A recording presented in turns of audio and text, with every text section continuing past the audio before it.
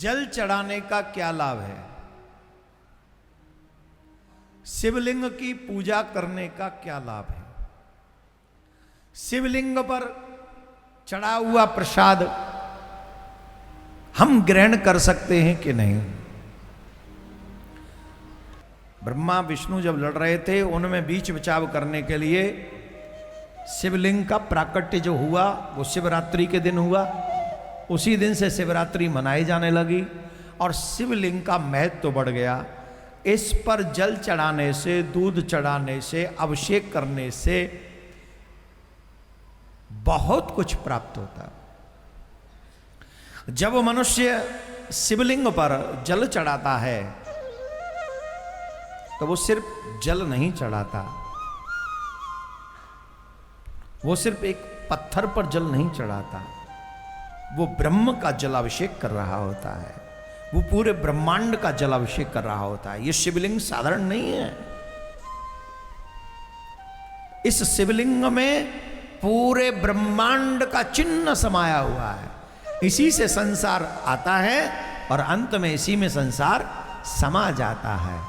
उस पे जल चढ़ाने से मनुष्य को सत्कर्मों की वृद्धि, पापों का विनाश और भगवत भक्ति प्राप्त होती है। और जो लगातार अपने जीवन में शिवलिंग पर जल चढ़ाता है, अंत में वो मनुष्य शरीर त्याग कर शिवलोक के लिए प्रस्थान कर जाता है। इतना बड़ा पुण्य है शिवलिंग पे जल चढ़ाने का।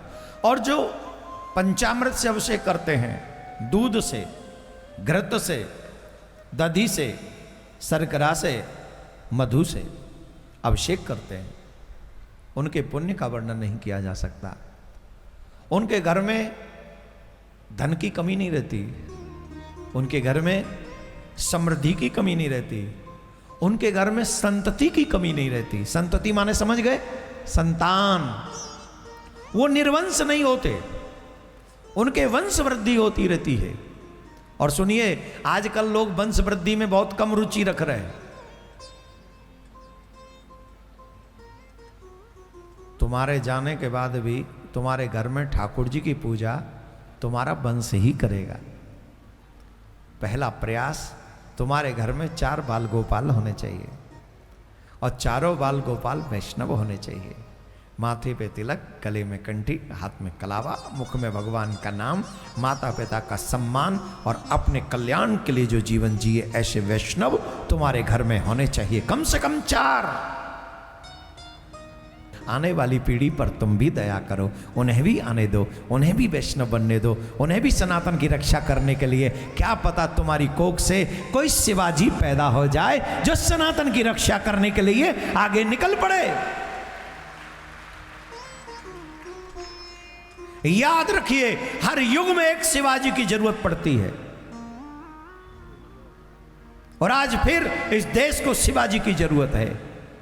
महाराष्ट्र की वो भूमि जो संतों की तो है ही, पर वीरों की भी भूमि है। ये भी पृथ्वी वीरों से विहीन नहीं हुई है, महाराष्ट्र वीरों से विहीन नहीं हुआ है। यहाँ भक्तों की भी कोई कमी आज भी नहीं है और यहाँ वीरों की भी कोई कमी नहीं है। यहाँ फिर एक शिवाजी प्रकट होगा और वो वीर शिवाजी फिर से इस पृथ्वी को, भारत माँ की इस शान को बचाएगा और भारत को हिंदू राष्ट्र घोषित करेगा। ऐसा हमारा विश्वास है।